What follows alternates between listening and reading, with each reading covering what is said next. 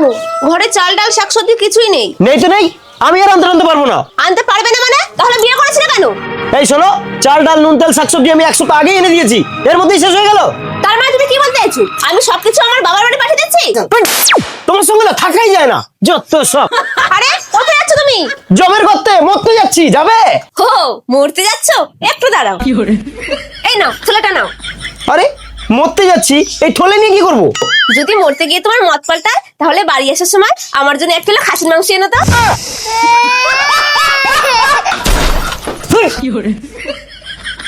এই নে, এতে 30,000 টাকা আছে, যত খুশি খাসির মাংস কিনে গিলে গিলে খা। কি গো, আবার কোথায় যাচ্ছ? আরে বললাম তো মরতে যাচ্ছি। যাচ্ছ যাও, কিন্তু যাওয়ার আগে আমার মনের আশাটা একটু পূরণ করে যাও।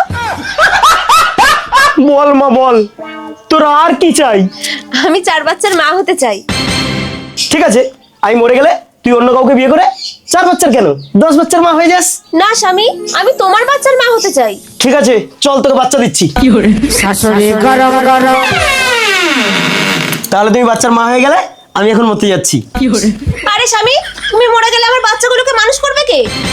আমার নামে 4 বিঘা জমি আছে, আমি মরে গেলে ওই 4 বিঘা জমি আমার বাচ্চা কাচ্চার নামে লিখে দিও। স্বামী, ছেলেটা একদিন বড় হবে, আমি একদিন বুড়ি হব, তখন ছেলেটা কি আমাকে দেখবে?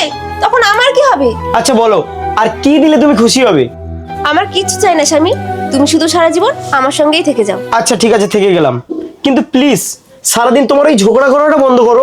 স্বামী, সংসার মানে ভালোবাসা আর ঝগড়ার মিশ্রণ, এত মাইন্ড করলে চলে? এসো বাড়িতে এসো।